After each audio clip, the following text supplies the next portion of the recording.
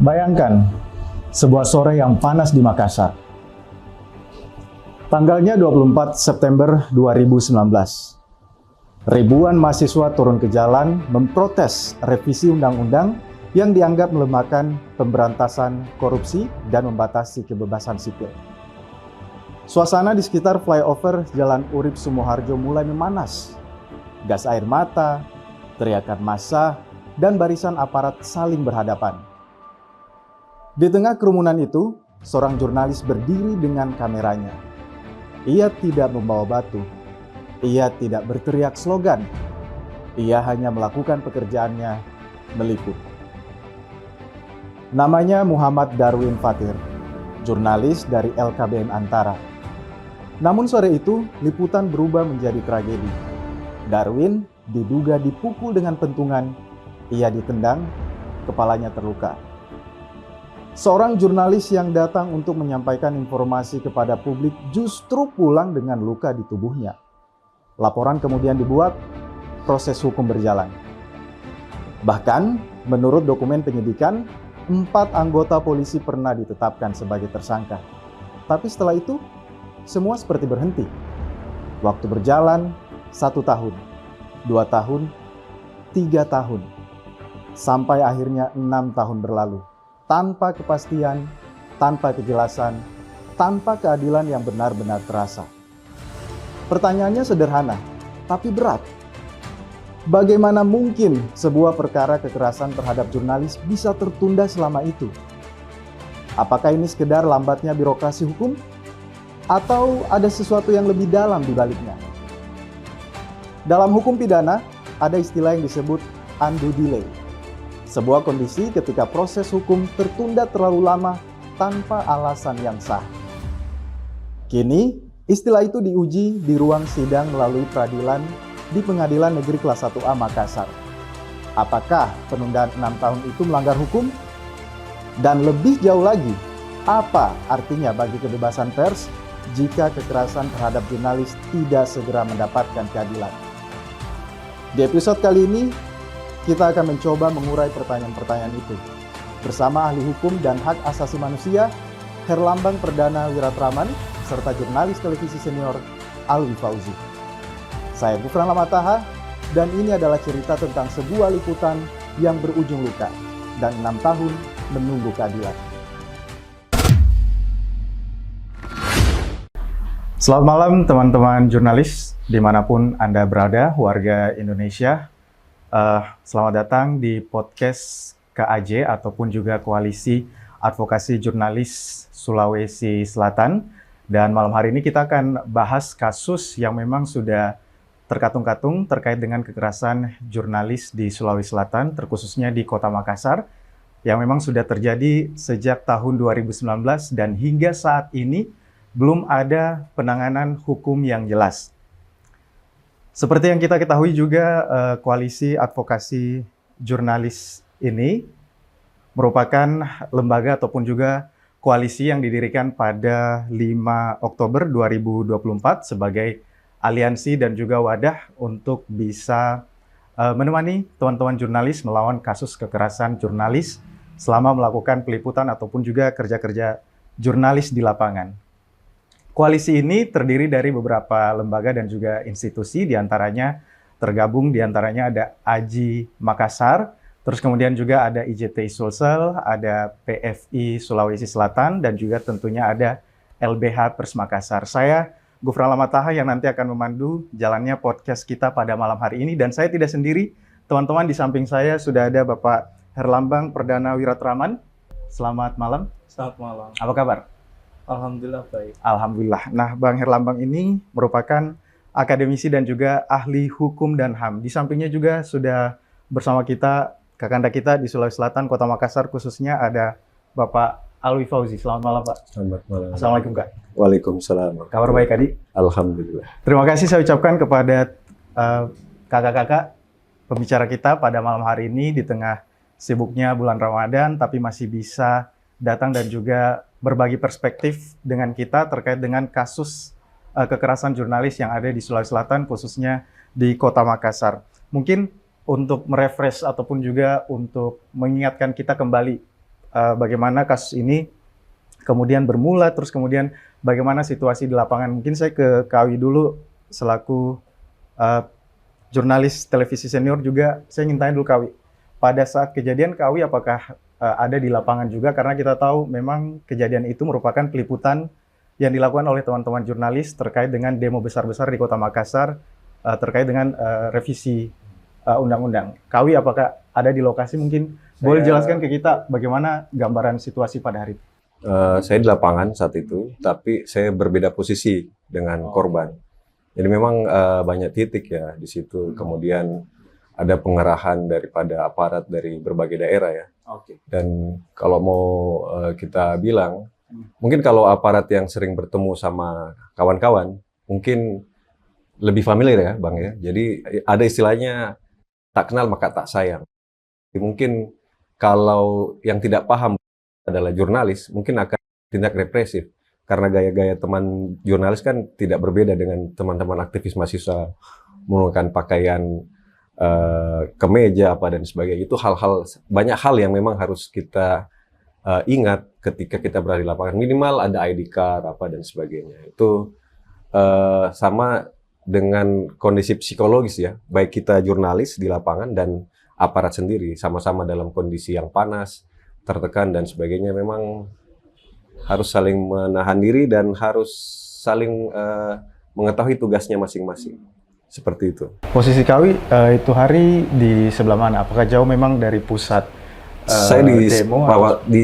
Demo ini kan luas, ada depan DPRD Makassar, saya di sekitar flyover.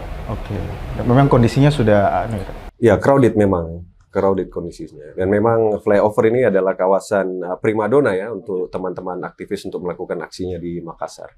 Oke, berarti ini memang jadi konsen kita juga sebagai teman-teman jurnalis kalau memang turun di lapangan berarti menggunakan ID card dan lain sebagainya juga patut diperhatikan ya. Tapi kan di beberapa kasus ada jurnalis yang memang sudah pakai ID card tapi masih saja mendapat kekerasan di lapangan. Itu Kawi selama 25 tahun menjadi jurnalis. Itu hal ini sering ditemukankah di lapangan atau seperti apa gambarannya? Iya, tentunya seperti itu ya. Jadi saya tidak mengerti. Sering sekali saya dengar bahwa pimpinan media massa, kemudian juga termasuk organisasi-organisasi ya, menjalin kerjasama untuk saling mengingatkan. Tetapi ternyata bukti di lapangan tidak berubah. Apakah pengetahuan tentang kerja-kerja jurnalis ini hanya sampai di tingkat pimpinan, ataukah memang dibawa sampai ke bawah? Nah, ini yang bagian bawah ini, stakeholder daripada istilahnya aparat di bawah mungkin tidak paham itu. Sehingga ya dia melakukan kegiatan yang mau dikata represif dan ya penting tugasnya selesai mungkin ya. Atau seperti apa sesuai dengan permintaan pimpinan ya. Seperti itu. Oke, berarti memang masih jadi concern kita juga terkait hingga ke bawah dan juga permintaan pimpinan atau tidak ini juga menjadi perhatian kita. Saya ke Pak Herlambang dari sisi hukumnya. Pak, ini dengan kejadian ini apakah mencerminkan bahwa ini hanya merupakan kasus kekerasan atau memang sudah menggambarkan mencerminkan masalah besar perlindungan jurnalis di Indonesia atau seperti apa, Pak? Pertanyaan bagus ya. Jadi sebenarnya problem mendasar kekerasan yang terjadi di dunia jurnalis itu juga dikaitkan dengan tidak selesainya kasus-kasus kekerasan itu dalam bentuk pertanggungjawaban hukum yang jelas. Atau bila terjadi kekerasan, seringkali pelaku itu dibiarkan, tidak pernah dibawa ke proses hukum yang lebih memastikan ya, adanya efek jera atau punya pertanggungjawaban hukum yang menjadi keadilan buat semua. Nah, karena kasus-kasus itu terjadi, kasus-kasus kekerasan semacam itu berulang, inilah yang disebut impunitas. Nah, impunitas ini dari waktu ke waktu, terutama dalam konteks Indonesia, itu alih-alih diselesaikan, rupanya semakin banyak dan memperlihatkan situasinya semakin permisif. Jadi impunitasnya itu semakin menebal dan pertanggungjawaban hukum kerap kali diabaikan, bahkan kekerasan-kekerasan itu dinormalisasi. Ini yang terjadi. Nah, rupanya ini kasus bukan hanya concern dalam konteks Indonesia, tetapi dalam konteks global itu juga mendapati realitas yang sama. Banyak jurnalis yang mati, ya. Banyak juga jurnalis yang disiksa, ya, atau dipenjarakan. Nah, ini kan problemnya seringkali bertemali dengan watak rezim yang memang tidak demokratis. Banyak dipengaruhi juga oleh penegak hukum yang tidak memahami wewenang yang dimilikinya, yang seharusnya punya penghargaan terhadap jurnalisnya ketika dia menjalankan profesi aktivitas jurnalisme. Nah, dalam konteks global yang saya bilang tadi, itu sebenarnya mulai 2 November 2025 itu ada namanya I-Day, International Day to End Impunity. Artinya against impunity, melawan impunitas. Nah, bayangkan di level global itu artinya memang problem impunitas itu begitu lekat dengan dunia jurnalistik, yang seharusnya tidak dibolehkan tuh. Artinya kalau ada kekerasan terhadap wartawan atau jurnalis itu memang harus bisa dimintakan pertanggungjawaban. Oke, harusnya memang bisa dimintai pertanggungjawaban. Dan kita kan di Indonesia ada hukumnya mengenai bagaimana seorang jurnalis turun ke lapangan terus melakukan kerja-kerja jurnalis. Seperti kita ketahui ada beberapa pasal yang mengatur itu, dan juga kita ibaratnya dilindungi oleh undang-undang. Tapi kasus kekerasan masih saja terjadi nih Bang Herlambang. Ini saya ingin tanya lagi. Jika perkara ini bisa berhenti sampai 6 tahun, terus kemudian ini bagaimana sistem hukum kita di Indonesia ini? Iya, kalau merefleksi di persidangan ya. Tempo hari kan memperlihatkan misalnya apakah kekerasan itu menjadi dibolehkan ketika jurnalis tidak membawa kartu identitas. Kan saya jawab tuh di situ, bahwa tidak otomatis dengan logika seperti itu. Kenapa? Kekerasan itu sendiri sudah bermasalah sebenarnya. Artinya tindak kekerasan itu harusnya tidak boleh ya dilakukan oleh aparat penegak hukum. Yang kedua, tidak berarti tanpa ID card atau tanpa mengenakan kartu identitas itu kemudian menjadi legitimate untuk mendapat kekerasan. Juga nggak begitu. Kenapa? Karena dalam kasus-kasus tertentu jurnalis itu juga sering dalam aktivitasnya, bahkan dalam kaidah jurnalisme investigatif itu seringkali malah nggak dipakai, dan tidak mungkin dipakai kalau investigatif itu. Kenapa? Karena ini adalah cara yang diperkenankan menurut kode etik jurnalistik dalam hal misalnya membongkar kasus untuk kepentingan publik. Itu jurnalis punya kesempatan itu, kan sama aja dengan profesi polisi. Polisi juga sering nyamar, makanya kita kenal ada namanya intel, misalnya gitu ya. Jadi hal yang sama sebenarnya kalau dikaitkan dengan profesi jurnalis, dia itu punya perlindungan hukum berdasarkan Undang-Undang Pers. Kalau dalam konteks Indonesia, Undang-Undang Nomor 40 tahun 1999.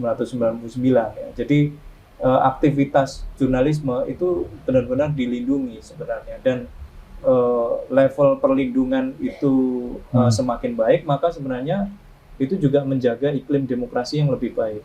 Dan sebaliknya, kalau represi terhadap media atau jurnalis itu terus-menerus terjadi, itu juga refleksi bahwa demokrasinya bermasalah. Kalau di Skandinavia, negara-negara Skandinavia, dia akan menyebut kebebasan pers itu kan pilar keempat demokrasi. Kalau di Amerika disebutnya the fourth branch of government, katanya, cabang keempat kekuasaan pemerintahan. Jadi memang sebegitu pentingnya semua menghargai profesi, khususnya dalam jurnalistik. Jadi tidak ada yang namanya legitimate to violence karena hanya urusan kartu atau urusan hal yang sebenarnya polisi bisa melakukan karena faktor-faktor yang sebenarnya secara profesi itu dilindungi. Gitu. Intinya tidak menggunakan kartu pers bukan jadi alasan untuk melakukan kekerasan di lapangan ya. Karena pers juga bisa menyimpan kartunya Di dan saku. menyatakan saya jurnalis gitu pada titik tertentu dan menunjukkan ID-nya. ID kartu persnya. Baik, saya tarik lagi ke Pak Awi. Kan tapi nyatanya Pak Herlambang, di dunia kerja jurnalis, kekerasan ini sering dikaitkan dengan itu sudah risiko pekerjaan gitu. Tidak ada kekerasan kalau misalnya tidak turun ke lapangan. Kalau Kawi sendiri dengan dengan stereotip seperti ini termasuk kekerasan terhadap jurnalis kah, atau memang itu sudah risiko pekerjaan seorang jurnalis? Seperti diungkapkan sama Pak Herlambang tadi, ya memang yang namanya kekerasan itu tidak boleh diterima untuk siapapun ya, walaupun bukan dia jurnalis ya, tidak bisa. Tapi ya bagi pada resiko jurnalis itu, kekerasan itu tidak hanya secara fisik ya, tapi dari intimidasi, perkataan dan sebagainya, dan ya itulah menjadi bagian daripada mungkin warna-warna yang kita akan dapatkan di lapangan seperti itu. Dan memang ya itulah cobaannya, tinggal bagaimana kita menyikapinya dengan baik ya, karena nah ini pentingnya seorang jurnalis juga memiliki wawasan, memperhatikan misalnya ketika dia berhadapan sama aparat, kita harus memperhatikan psikologinya juga ya. Jangan justru kita tanpa sengaja atau mungkin malah sengaja memanfaatkan situasi dan melupakan tugas-tugas kita sebagai seorang jurnalis. Oke, tapi kalau Kawi sendiri 25 tahun berprofesi sebagai jurnalis yang sudah sering turun ke lapangan, pasti hadapi situasi chaos dan lain sebagainya sudah banyak. Untuk kekerasan sendiri, pernahkah alaminya Kawi, terus cara hadapinya bagaimana? Ya, yang pasti kita terus tetap tenang ya, memberitahu dengan baik. Ada contoh kasus ketika itu kampus UNM, kampus di Gedung Menara ini, Pak Herlambang, itu belum diresmikan ya. Terus tiba-tiba ada unjuk rasa dari rekan-rekan mahasiswa UNM, kemudian di situ ada Wakapolrestabes itu kena busur anak panah di situ. Dan salah satu rekan kita dari Metro TV atas nama Waldi itu dihantam dengan tameng di depan mata saya, dia bocorlah kepalanya, dan saat itu mau digepruk lagi, otomatis sebagai jurnalis saya meminta saja, Pak, teman saya ini wartawan, tolong jangan diganggu. Ya, ini dari polisi ya. Kemudian bahkan ada beliau di sini, dia itu salah satu fotografer. Nah, psikologi masanya ya bagaimana? Siapapun kalau mungkin merasa dia melakukan kegiatan yang melanggar, pasti dia tertekan ya. Jadi saat itu ada aparat yang hendak kembali memukul mahasiswa dan diabadikan sama teman fotografer yang saya maksud tadi. Ya di situ kembali emosi aparat ini muncul dan hampir saja si fotografer ini menjadi korban. Jadi saya minta untuk menarik diri supaya istilahnya mengurangi korban ya, dan kita fokus ke tugas kita masing-masing. Oke, berarti memang chaos ya pada saat itu, dan juga Pak Herlambang menariknya, chaos ini sudah sering digunakan oleh para aparat menjadi alasan bahwa kenapa situasi menjadi tidak terkendali, terus kemudian kekerasan-kekerasan itu terjadi. Kalau Anda melihatnya, pantaskah maksudnya menggunakan kalimat-kalimat chaos atau crowded, tidak terkendali ini, terus kemudian melakukan kekerasan-kekerasan terhadap orang lain, atau seperti apa? Kalau Anda lihat dari sisi hukum, sebaiknya seperti apa? Sama sekali tidak, ya, karena polisi juga harus belajar peraturan Kapolri. Ya. Kalau dipelajari di peraturan Kapolri itu kan ada standarnya tuh, gimana cara menghadapi massa dalam situasi yang chaos ya. Termasuk memperlakukan pihak-pihak tertentu supaya tidak tidak kena sasaran ya. Justru polisi punya kewajiban tuh untuk melindungi, termasuk terhadap posisi jurnalis. Jadi saya kira polisi juga harus memperbaiki diri ya untuk mempelajari peraturan Kapolri-nya terkait dengan unjuk rasa itu. Kemudian yang kedua juga berkaitan dengan situasi chaos semacam itu, saya kira beban juga tidak 100% ke jurnalis ya. Jurnalis memang betul dia punya standar respons yang mungkin juga perlu mempertimbangkan keselamatannya. Tetapi perusahaan media juga punya tanggung jawab tuh. Tanggung jawab perusahaan media itu misalnya menyediakan alat pelindung. bagi jurnalis, menyediakan perangkat yang memastikan bahwa dia aman pada saat penugasan-penugasan di wilayah-wilayah yang berisiko mencelakakan jurnalis. Nah, itu juga tanggung jawab dari perusahaan. Bahkan kalau ada apa-apa, perusahaan juga turut andil tuh untuk melindungi gitu ya. Jadi itu strategi proteksi sekaligus mitigasinya. Oke, berarti memang proteksi dan mitigasi seorang jurnalis untuk lapangan ini juga penting, terutama juga dari perusahaan medianya ya. Betul. Bagaimana terus kemudian mengawal jika memang kalau terjadi kekerasan. Tapi menariknya Pak Erlambang, di kasus kekerasan Muhammad Darwin Fathir ini yang sudah berjalan hampir 6 tahun dan belum ada kejelasan, pada awalnya sudah ditetapkan ada 4 tersangka dari aparat. Dan itu normalnya dan biasanya nih sebaiknya hukumnya berjalan seperti apa? Nah, ini menarik ya, karena dalam sistem hukum acara pidana, dulu itu belum ada undue delay, ya. Tapi undue delay ini bukan hal yang baru ya. Kebetulan saja melalui Kitab Undang-Undang Hukum Acara Pidana yang baru, sekarang ada standar tuh untuk mempersoalkan undue delay atau menunda-nunda dengan proses yang tanpa kejelasan. Nah, undue delay semacam ini itu sebenarnya menjadi pintu masuk ya untuk mendorong pertanggungjawaban yang lebih baik terkait dengan proses penegakan hukum, terkait untuk memastikan bahwa impunitas itu tidak terjadi, ya, termasuk mempertanggungjawabkan semua pelaku kekerasan itu tidak boleh dinormalisasi. Nah, yang kedua, tentu biasanya institusi penegakan hukum itu kan berlindung di balik alasan yang sangat formalitas ya. Alasan-alasan ini sebenarnya bisa diuji apakah alasan-alasan yang diberikan itu legitimate atau memberikan dasar untuk melakukan delay atau menunda itu. Nah, ini juga ada ukurannya. Ukurannya tempo hari kebetulan di persidangan pra peradilan itu saya sampaikan. Pertama ada elemen yang disebut reasonableness ya. Jadi bagaimana menguji dilihat dari misalnya wajar nggak ya, karena ini soal menguji kewajaran sebenarnya, batas kewajaran. Wajar nggak ya kasusnya ini ditunda. Nah, itu bisa dilihat dari satu kompleksitas kasus, ya, case complexity namanya. Nah, kompleksitas kasus itu seperti apa? Bukankah ya dalam kasus aku, ini kan kalau kita bandingkan dengan taruhlah yang pelakunya sama-sama institusi kepolisian, dengan kasusnya Nur Hadi yang di Surabaya, wartawan Tempo yang dipukuli juga oleh aparat kepolisian.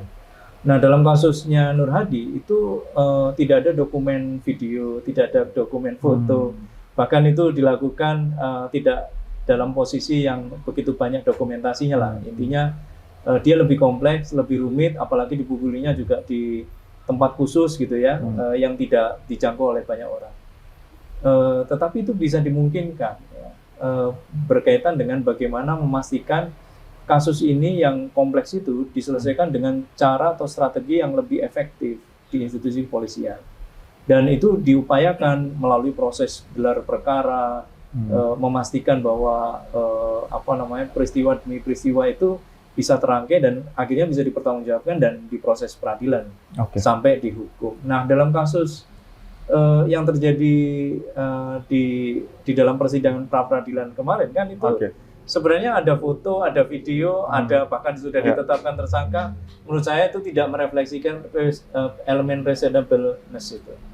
Apalagi dilihat dengan implikasinya. Implikasinya adalah dampaknya ini kan kalau kasus sejelas itu tidak diselesaikan, bukankah ini chilling effect akan berdampak pada rasa teror ya, yang dirasakan oleh jurnalis berkaitan dengan kekerasan yang terjadi. Jadi menurut hemat saya teramat terang sebenarnya kasus ini, atau mudah sebenarnya untuk dianalisis bahwa kasus ini bagian dari undue delay atau penundaan yang tidak begitu jelas alasannya apa. Berarti memang dengan foto dan video bukti-bukti ini dengan aparat melakukan undue delay ini menjadi sangat tidak mendasar ya, karena Iya, memang iya. sangat implikasinya Dan tidak.